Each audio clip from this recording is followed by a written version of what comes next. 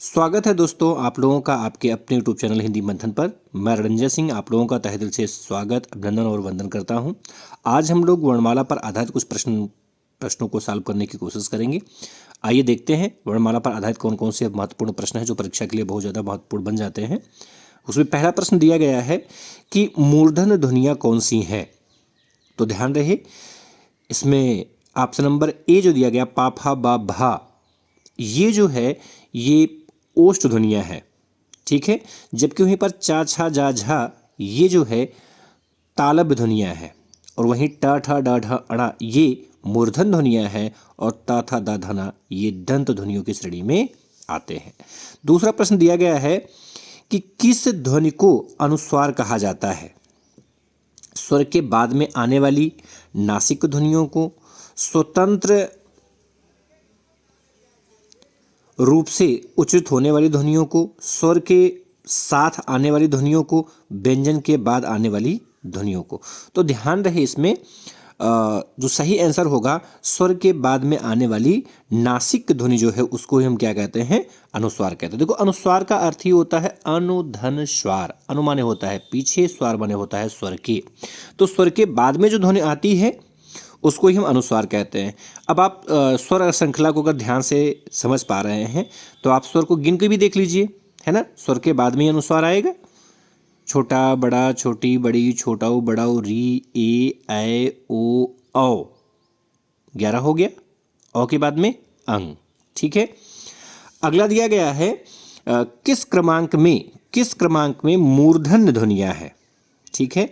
मूर्धन्य ध्वनियाँ आपको बताना है। तो आपको पता है ना कि जो ट ठ ड ढ अणा होता है वो क्या है, मूर्धन्य ध्वनियाँ हैं। इसका जो राइट आंसर हो जाएगा प्रश्न संख्या 3 का, वो हो जाएगा ऑप्शन नंबर डी। दिया गया है कि निम्नलिखित में कौन सा वर्ण स्पर्श संघर्षी है। स्पर्श संघर्षी वर्ण की अगर हम लोग बात करें तो स्पर्श संघर्षी वर्ण कितने हैं, 4, च छ ज झ, ठीक है। ये स्पर्श संघर्षी वर्ण आते हैं, ठीक है। अब इसमें उस 4 वर्णों में कौन सा वर्ण आ रहा है, तो देखो झा वर्ण इसमें आ रहा है ऑप्शन नंबर ए में। तो ऑप्शन नंबर ए आपका सही आंसर हो जाएगा, ठीक है। हालांकि ध्यान रहे, एक होता है स्पर्श संघर्षी, एक होता है संघर्षी, और एक होता है संघर्षहीन वर्ण। देखिए, संघर्षहीन वर्ण यदि आपसे पूछे तो संघर्षहीन वर्ण 2 होते हैं, या और वा। स्पर्श संघर्षी पूछे तो उनकी संख्या 4 होती है, च छ ज झ। और अगर संघर्षी वर्ण पूछे तो उनकी संख्या भी 4 होती है, और उसमें नाम आता है आपका तालव्य, मूर्धन्य, दंत और हा का नाम आता है। अगला प्रश्न दिया गया है कि पंचांग शब्द में उच्चारित ध्वनियों का लेखन निम्नलिखित में से कौन सा सही माना जाएगा, मतलब सही लेखन इसमें कौन सा दिया गया है। तो ध्यान रखना है कि अगर सही लेखन की बात करें तो सही लेखन तो इसमें किसी का नहीं दिया गया है, ठीक है। जो सही लेखन है पंचांग का, उसमें ध्यान रखना आपको कि उसका जो सही लेखन होता है वो थोड़ा सा हम लोग ऐसे लिख सकते हैं। देखिए,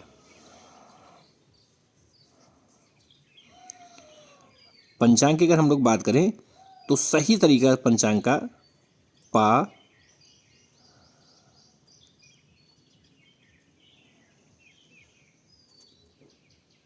अब यहां पर क्या रहेगा,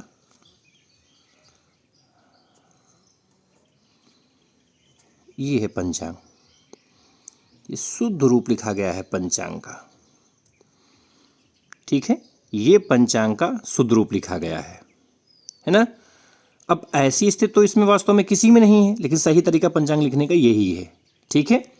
तो नियमता तो ये प्रश्न एफ हो जाना चाहिए, लेकिन अगर निकटस्थ का आंकड़ा देखें तो ऑप्शन नंबर डी थोड़ा सा निकट में आ जाता है कि ये थोड़ा सा, अब अगर यहाँ पर देखा जाए तो सब तो बहुत ज़्यादा गड़बड़ है, लेकिन डी ऑप्शन थोड़ा सा सही है। लेकिन सही पंचांग का जो तरीका है मैंने आपको बता दिया कि सही पंचांग ऐसे ही लिखा जाएगा वर्तनीगत दृष्टिकोण से अगर देखा जाए तो।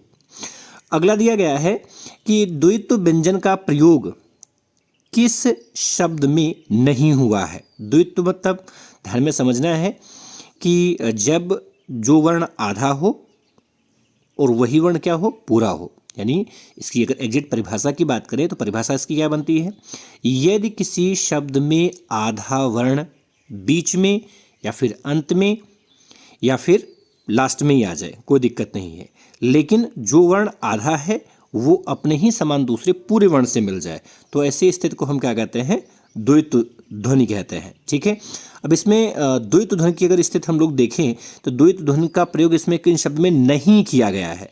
तो देखिए, सच्चा में आधा चा और पूरा चा, ये तो द्वैत है। कुत्ता में आधा था पूरा था, ये तो है। ठीक है, और बग्गा में भी आधा गा पूरा गा, इसमें तो द्वैत का प्रयोग हुआ है, लेकिन वहीं पर वल्गा में द्वैत का प्रयोग नहीं हुआ है, क्योंकि ये एक संपृक्त ध्वनि का उदाहरण है। ठीक है, किसका उदाहरण है, संपृक्त ध्वनि का उदाहरण है। तो ऑप्शन नंबर सी आपका इसका राइट आंसर हो जाएगा। दिया गया है किस क्रमांकवली अक्षर ध्वनियां है।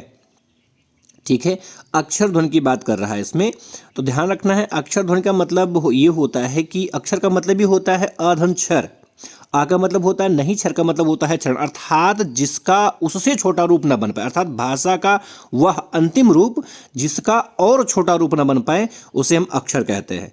तो इसमें आप समझ पा रहे होंगे, इसमें ई वैसे भी स्वर श्रृंखला में आता है, स्वर श्रृंखला में आने वाला वर्ण है, ये पूर्ण रूप में है, बाकी सभी आधे हैं, और ई ही इसमें पूर्ण है। ठीक है, इसलिए इसको भी हम अक्षर मानेंगे। ठीक है, इसमें जो राइट आंसर हो जाएगा ऑप्शन नंबर आपका बी हो जाएगा। अगला दिया गया है कि स्वर रहित रा का प्रयोग इसमें किसमें किया गया है। देखिए, ट्रक दिया गया है, तो ट्रक में स्वर रहित रा नहीं, उसमें पूर्ण रा का प्रयोग किया गया है। पुनः निर्माण में निर्माण शब्द जो दिया गया है, निर्माण में ही आधा रा का प्रयोग किया गया है, जो स्वर रहित उसमें स्वर का प्रयोग नहीं है। अगला दिया गया है त्राटक, तो त्राटक में तो त्रा है, उसमें भी रा पूरा दिया गया है, ता आधा है ना। शत्रु में भी वही स्थिति है ना। तो इसमें आधे रा यानी कि स्वर रहित रा का जो प्रयोग किया गया है वो ऑप्शन नंबर बी में किया गया, पुनर्निर्माण में किया गया है। अगला दिया गया ओ और औ किस प्रकार के वर्ण हैं। तो ओ और औ जो है ये वास्तव में छोटा आ से जब छोटा ओ मिलता है तो ओ का निर्माण होता है, और जब छोटा आ से ओ मिलता है तो औ का निर्माण होता है, और ये दोनों की दोनों ध्वनियाँ जो है वो कंठोष्ठ ध्वनि की श्रेणी में आती हैं। किस ध्वनि में आती भैया, कंठोष्ठ ध्वनि की श्रेणी में आती हैं। अगला दिया गया है कि टा वर्ग का उच्चारण स्थान है। ठीक है, टा वर्ग का उच्चारण स्थान है, उसमें दिया गया है जो टा वर्ण है कैसे बोले जाते हैं, उसमें हम लोग समझेंगे अच्छे से।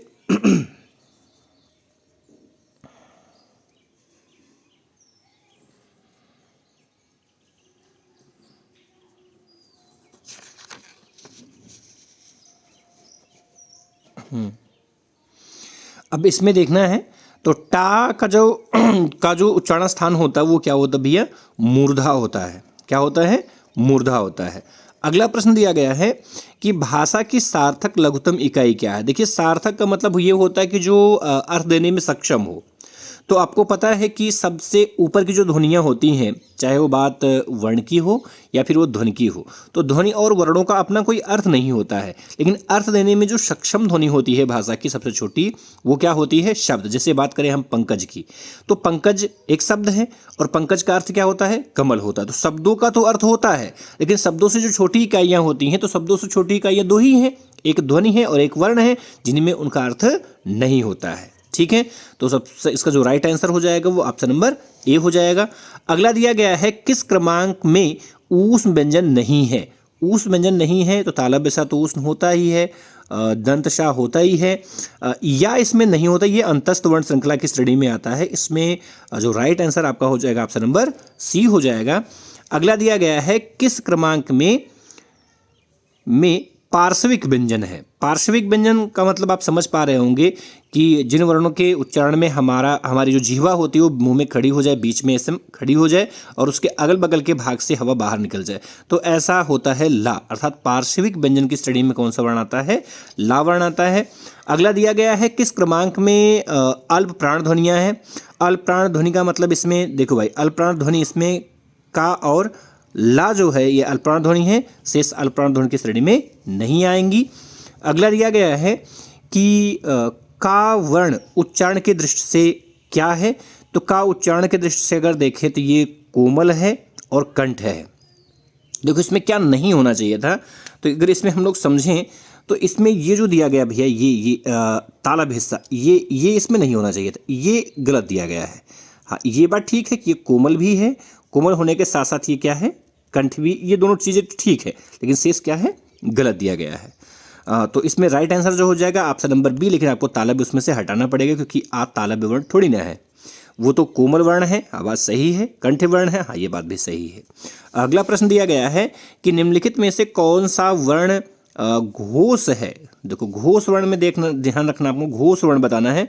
तो दा जो है वो घोष वर्ण है। देखो घोष का मतलब होता है सघोष वर्ण। सघोष का मतलब हो गया तीसरा चौथा पांचवा वर्ण वर्ग का। तो वर्ग का जो तीसरा वर्ण है वो दा वर्ण है, त थ द। ठीक है, तो दा वर्ण ही इसका आपका राइट आंसर हो जाएगा। अगला दिया गया है कि हिंदी वर्णमाला में स्वरों की संख्या कितनी है। तो हिंदी वर्णमाला में स्वरों की संख्या 11 है। ठीक है, लेकिन वहीं आपसे पूछा जाए कि भोलानाथ तिवारी जी के अनुसार स्वर वर्णों की संख्या कितनी है, तो 10 मानी जाएगी। मूल अगर पूछे तो 4 बतानी पड़ेगी आपको। अगर वहीं आपसे संध स्वर पूछे तो 7 बताना है आपको। संयुक्त स्वर पूछे तो 4 बताना है आपको। ठीक है, वहीं आपसे पूछे कि संस्कृत में स्वरवर्ण कितने होते हैं तो 9 बताना पड़ेगा आपको। हिंदी बाल पोथी में स्वरवर्णों की संख्या कितनी है तब आपको 13 बताना पड़ेगा। लेकिन जनरली आप देखेंगे सबसे ज़्यादा बार प्रश्न तो यही बनता है, सामान्य सा प्रश्न बनता है कि भाई हिंदी वर्णमाला में स्वरों की संख्या कितनी होती है, तो आपको हर बार 11 ही बताना है।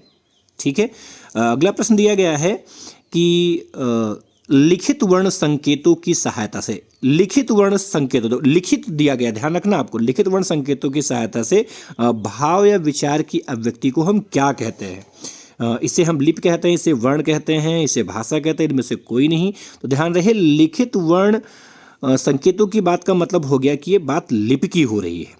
भाई लिपि ही तो हमारे लिखित वर्ण संकेत हैं। तो इसमें राइट आंसर आपका ऑप्शन नंबर ए हो जाएगा। अगला प्रश्न दिया गया है कि हिंदी वर्णमाला में ऊष्म व्यंजन वर्ण, तो ऊष्म व्यंजन वर्ण आपके तालव्य सा, मूर्धन्य सा, दंत सा और हा ही आते हैं। यानी 19 का जो सही आंसर होगा वो ऑप्शन नंबर ए हो जाएगा। और 20 नंबर पे दिया गया क्षा वर्ण किन के योग से बना हुआ है, किन के योग से बना हुआ था, किन किन वर्णों के योग से ये बना हुआ है। चलिए आगे की बात करें। तो इसमें जो दिया गया है वो का और शा के योग से दिया गया है। ऑप्शन नंबर ए ही सही है क्योंकि इसमें जो क्षावर्ण बनता है उसमें का हमेशा क्या होता है, आधा होता है, और शा जो होता है वो पूरा होता है। आगे दिया गया निम्नलिखित में से कौन सा उच्चारण की दृष्टि से दंत नहीं है, दंत नहीं है। ठीक है, तो ता है, ना है, दा है, ये तो दंत है, लेकिन टा दंत ना होते हुए क्या है, मूर्धन्य वर्ण है। अगला दिया गया है कि वर्ण किसे कहते हैं, मतलब ध्वनियों को वर्ण कहते हैं, छंदों को कहते हैं, शब्दों को कहते हैं, किसी को। भाई ऐसा कुछ नहीं है। वर्ण किसे कहते हैं तो ध्यान में रखना है कि भाषा की सबसे छोटी इकाई को तो हम वर्ण कहते हैं, या भाषा के ध्वन्यात्मक इकाई को वर्ण कहते हैं, या ध्वनि के लिखित रूप को हम वर्ण कहते हैं।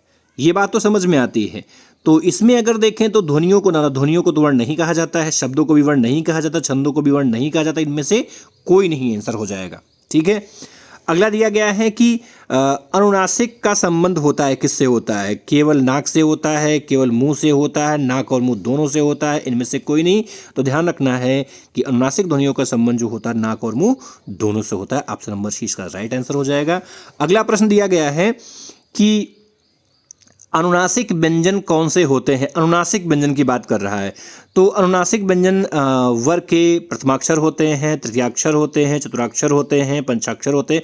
तो ध्यान रखना है वर्ग के जो पंचमाक्षर होते हैं उनको ही हम अनुनासिक व्यंजन वर्ण कहते हैं। उसकी श्रेणी में आता है अंगा, इया, अणा, ना और मा वर्ण आता है। आगे दिया गया है अगला कि इनमें से कौन सा कथन सही नहीं है, सही नहीं है। तो इसमें ध्यान रखना है कि आकंठ ध्वनियाँ एकदम सही बात है, बड़ा आ दीर्घ स्वर एकदम सही बात है, ई मूल स्वर श्रृंखला में आता है एकदम सही बात दी गई है, लेकिन जो बड़ी ई है वो संयुक्त स्वर है, ये बात गलत है क्योंकि संयुक्त स्वर की श्रेणी में 4 वर्ण आते हैं, ए, ऐ, ओ, औ आते हैं। ठीक है, अगला दिया गया है कि निम्नलिखित में से महाप्राण वर्ण कौन सा है। तो महाप्राण वर्ण की अगर हम बात करें तो आपका सा जो है वो महाप्राण वर्ण श्रृंखला में आता है, शेष महाप्राण वर्ण श्रृंखला में नहीं आते हैं। अगला 27 नंबर पे दिया गया है कि इनमें से किस वर्ण का उच्चारण स्थान अन्य 3 वर्णों के उच्चारण स्थान से भिन्न है। तो ध्यान रखना है कि इसमें ता है, ठा है, सा है, ये तीनों क्या है, दंत हैं। लेकिन इसमें जो सी नंबर पर दिया गया है उसको हम तालब विषय कहते हैं, उसका उच्चारण स्थान क्या है, तालु है। तो इसका आपका राइट आंसर हो जाएगा ऑप्शन नंबर सी। अगला दिया गया है कि निम्नलिखित में से अयोगवाह ध्वनि किससे कहते हैं। तो जो अनुस्वार होता है वो अयोगवाह ध्वनि होता है। क्या होता है, अनुस्वार जो है आपका वो अयोगवाह, क्योंकि देखो अयोगवाह में क्या आता है, दो ही वर्ण तो आते हैं, अंग और आह, ये दो आपके क्या हैं, उसमें ध्यान रखना है कि अंग और आह अयोगवाह वर्ण है। अब इसमें आह तो नहीं दिया है, लेकिन अनुस्वार का मतलब क्या हो गया, वही अंग की बात कर रहा है, यानी आपका राइट आंसर हो जाएगा ऑप्शन नंबर ए हो जाएगा। और अगला दिया गया है कि वा किस प्रकार के वर्ण हैं। तो वा जो है वो वकार से दंतोष्ठ, तो वा वर्ण जो है उसका उच्चारण स्थान क्या होता है, दंतोष्ठ होता है। यहाँ तक की बात समझ में आ गई। चलिए आगे की बात करते हैं। आगे अगला प्रश्न जो दिया गया है कि ध्वनि किसकी लघुत्तम इकाई है। तो ध्यान रहे ध्वनि जो होती है वो भाषा की लघुत्तम इकाई होती है। इसका राइट आंसर हो जाएगा ऑप्शन नंबर बी। अगला दिया गया है कि इनमें से कौन सा स्पर्श व्यंजन है, इनमें से कौन सा स्पर्श व्यंजन है। तो ध्यान रखना, का कंठ वर्ण है, पा आपका जो है पा ओष्ठ वर्ण है, ता जो है वो दंत वर्ण है। तो ये सभी क्या हैं, आपके स्पर्श व्यंजन वर्ण श्रृंखला में आते हैं, क्योंकि स्पर्श व्यंजन वर्ण श्रृंखला के अंतर्गत 5 के 5 वर्ग सम्मिलित होते हैं। उसमें का वर्ग है, चा वर्ग है, टा वर्ग है, ता वर्ग और पा वर्ग आता है। ठीक है। अगला दिया गया है कि का कौन सा व्यंजन है। तो भाई का, खा, गा, घा, अंगा कंठ वर्ण की श्रेणी में आते हैं। अगला दिया गया उच्चारण स्थान की दृष्टि से का वर्ग है ना, का वर्ग के सभी वर्ण क्या कहलाते हैं, तो कंठ कहलाते हैं। यानी कि का, खा, गा, घा, अंगा क्या है, कंठ वर्ण है ना। और चा, छा, जा, झ, इया तालव्य वर्ण है। टा, ठा, डा, ढ, अणा मूर्धन्य वर्ण है ना। ता, था, द, ध, न दंत वर्ण है। और पा, फा, बा, भा, मा ओष्ठ वर्ण है।